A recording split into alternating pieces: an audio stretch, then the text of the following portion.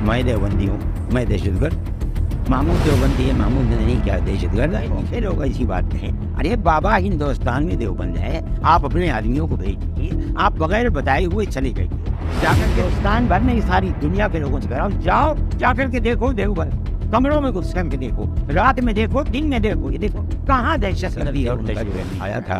ابھی اخبار کے اندر میں نے پڑھا، انہوں نے دیوبند کے بارے میں تو یہ کہہ دیا کہ سب سے بڑا دہشت گردی کا اڈا دیوبند ہے۔ میں کہتا ہوں بھائی دیوبند کو کیا کہتے ہو؟ دیوبند دہشت گردی کا اڈا ہے، آ کے پڑھو تو دیکھو تو، میں دیوبندی ہوں، میں دہشت گرد، محمود دیوبندی ہے، محمود مدنی کیا دہشت گرد ہے؟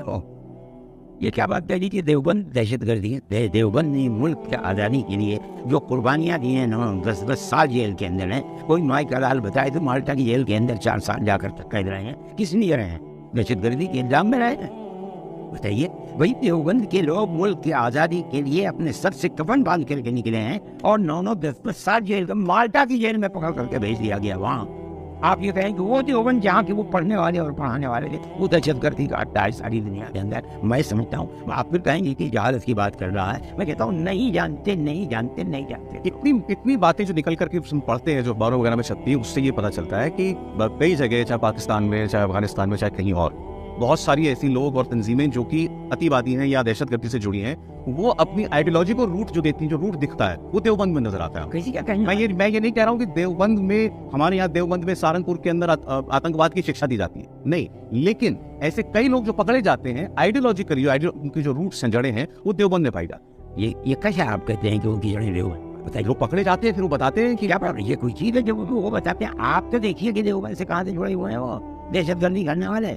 آپ بتائیے یہ کیا بات ہے کہ کوئی کہتا ہے جو پولیس کہلواتی ہے وہ کہتا ہے؟ آپ میری بات کو سمجھیں، جب پکڑنے کے بعد پولیس جو کہلواتی ہے وہ کہتا ہے، اور جہاں دستخط کراتی ہے وہاں دستخط کرتا ہے۔ یہ کیا بات ہے جو کہہ رہا ہے اس کی کہنے کے اوپر آپ ساری دنیا کے اندر پڑھے لکھے لوگ ایسی بات کہیں، ارے بابا ہندوستان میں دیوبند ہے، آپ اپنے آدمیوں کو بھیج دیجیے، آپ بغیر بتائے ہوئے چلے جائیے، جا کر کے دیکھیے۔ جب افغانستان کا مسئلہ ہوا اور روس اس دلدل میں پھنس کر کے ٹوٹ گیا، ساری دنیا کے اندر شور مچا کہ بھائی طالبان کون ہے؟ دیوبندی۔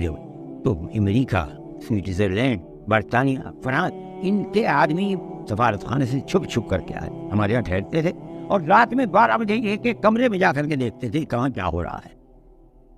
لوگ یہ سمجھتے تھے کہ ان کے پاس رائفلیں ہیں، یہ اس کے چلانے کی لوگوں خداوند۔ لوگ سمجھتے تھے کہ لاٹھی ڈنڈا، ارے بھائی لاٹھی ڈنڈا کیا، کتے کو مارنے کے لیے بھی ان کے پاس ڈنڈا نہیں ہے کوئی، وہاں ہوتا ہی نہیں ہے کچھ، علاوہ اس کے کہ قرآن نے کیا کہا ہے، حدیث نے کیا کہا ہے، رسول اللہ نے کیا فرمایا، اس کے بعد کچھ ہوتا ہی نہیں۔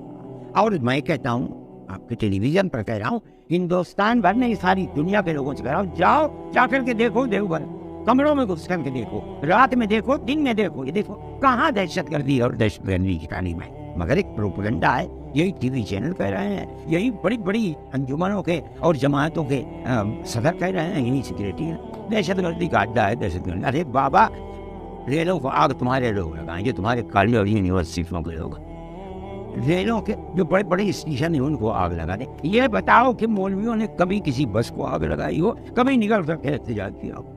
ہم نے تو کبھی کچھ بھی نہیں کیا، ہاں ہم دہشت گرد۔ یعنی میں کہتا ہوں کہ آج کل جو بات کہی جا رہی ہے اس کی تہ تک پہنچنا بڑا مشکل ہے۔